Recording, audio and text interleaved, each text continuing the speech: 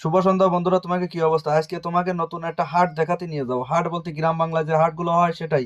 আমাদের এলাকার পাশের এলাকায় সলুয়া রংপুরে প্রায় হাট বসে, শুক্রবার সোমবারের দিন হাট বসে, তাই সেই সরাসরি হাটে চলে এলাম। চলো দেখা যাক হাটে কি হয়।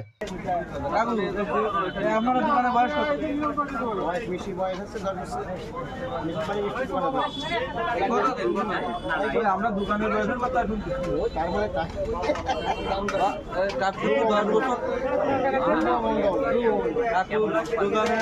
কাকুর নাম হলো ধ্রুব মন্ডল। ষোলোরাটে আসলে এই জায়গাতে তোমার বজা খেয়ে যাবে। হ্যাঁ বন্ধুরা, দেখতেই তো পাচ্ছ হাটে কত দোকানপাট উঠেছে। আগের কালে মানুষজনরা কিন্তু এই হাটের বাজার করেই সংসার চালাতে। এখন তো মোড়ে মোড়ে মুদি দোকান হওয়াতে হাটে লোকজন কম আসে। তা তোমরাও আসতে পারো, আমাকে এই হাটে আসলি গুড়ির গজা খাওয়া যায় না। আমাকে এই হাটে কিন্তু ভালো সুন্দর গুড়ির গজা পাওয়া যায়। আমরা ফিরাই এই সোমবার আর শুক্রবারের দিন গুড়ির গজা খাতে আসি। তা চলো সজল কি করছে তাই শুনি। আড়াইশো গ্রাম গজার দাম মাত্র 50 টাকা।